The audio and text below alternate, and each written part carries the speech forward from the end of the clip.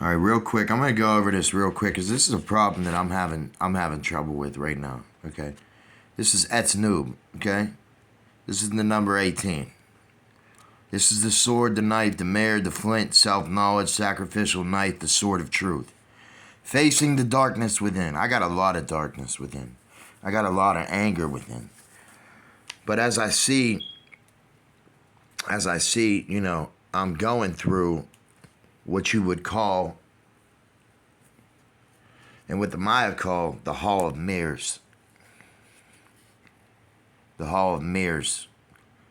And the ability to differentiate, between these mirrors. When I say a mirror, I mean like looking at somebody else and seeing you. Okay, and that's all it is. That's all this is about. So get ready for the big surprise. Whatever your name is, you are me. So, suffering from separation, succumbing to illusions, self-doubts, feeling disconnected. Getting caught up in the feelings of inadequacy and being the center of problems and struggles and wearing masks. I wore a mask for too long. So, regard other people as situations as mirrors and gifts. So use your ability, face your dark side, look into the mirror. So yeah, that's another thing. Like Alan Watts was saying the one time, have you embraced your dark side? I'm gonna start embracing my dark side because we're built up, like this. So the pyramid god appears at the point where the two pyramids fuse. You see, the reason for the flood was somebody trying to put something underneath that pyramid, and it didn't turn out too well. So the pyramid god appears where the two pyramids fuse. Okay, this is like Orion's belt. This is like Orion's belt. So, as above, so below. So the pyramids, looking at a pyramid like Kukulkan, pyramid of Chichen Itza from above, denotes the center of the pyramid where all 4 points of the compass meet. Now remember what I was saying about all 4 points. The world is not flat, it's dimensional. The world is not flat like you say, it's dimensional like an atom is. Like an atom is dimensional. Bing, bang, boom, bop, beep, bop, So it bounces all around.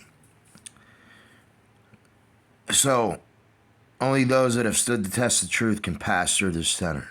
Okay, everything else will need to be sacrificed first.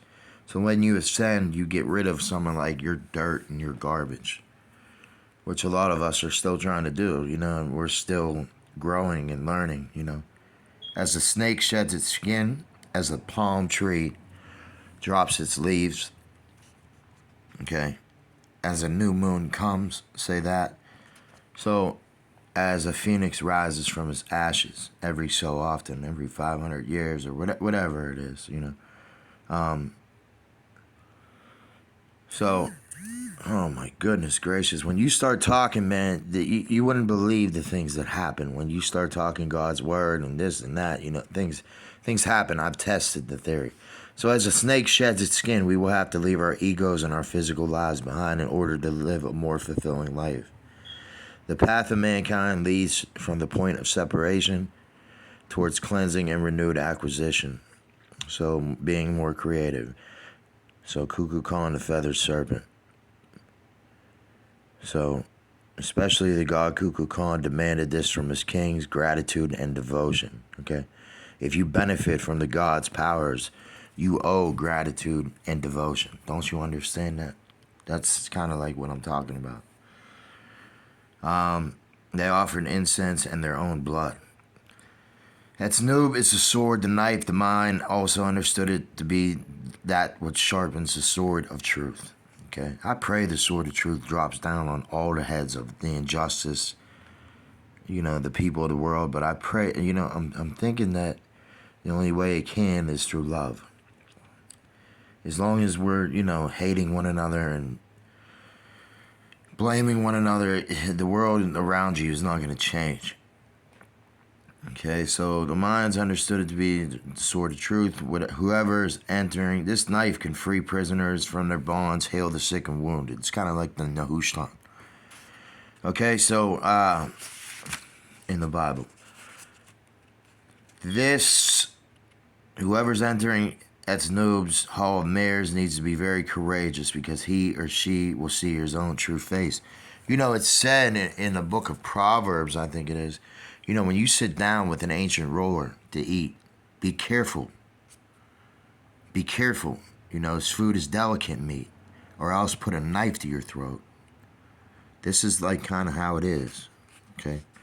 You got to be careful, tiptoe through the tulips on this kind of stuff. So you got to hold back your tongue. You got to, so, because he or she will see his own true face. The mirror reflects back everything that is untrue or an illusion. So remember, what you see back is an illusion. It's all an illusion, actually. Etznub will now challenge us to face all degrees of separation without fear. Fear is a lie. There is nothing to fear. So, we need to step through this door as a self-sacrifice so we can experience the fusion of the two pyramids. So, and then I wanted to get into Kau real quick. Kau Yuak. Okay, the storm, the rain, cloud, the thunder. This is my number right here, too. That's my number. That's one of my favorite numbers. That's a godly number right there. Ecstasy of freedom, and this is a Pluto and root chakra, water element, and the color is blue. So the challenges are doubts, chaos, addictive behavior, feeling critical towards physical transformations, feeling disconnected from your origins, caught up in the dramas of your emotions, and giving up easily. I want to give up so bad, man, right now. It's crazy. I see no point in really going on, man. When you figure out everything is a lie, man, and it's just crazy, man. The Holy Mind book, Popol Vuh, predicts that shortly after the heart of heaven will open again at the coming of Ahu, the cleansing storm will sweep through the whole creation. By this stage, humans will have fully developed their powers and abilities, the appreciation of the cleansing power of the thunderstorm, and they are not anxious anymore. Although a hailstorm may be going on, the people of the earth were not intimidated. Instead, they demanded that heaven give them fire and their wishes heeded, as now they were ready to accept the rules.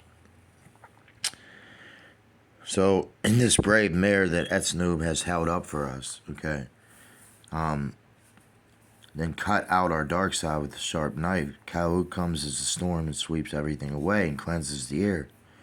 Lightning and thunder unite heaven and earth, and subsequent rain returns the cycle of water to the earth.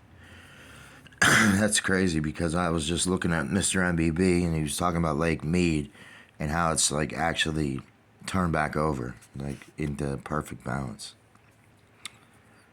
And there was also lightning at Yellowstone, like this big lightning storm at Yellowstone. So that adds up. The atmosphere is free again and full of life and energy. The sun returns and new life can begin. There you go.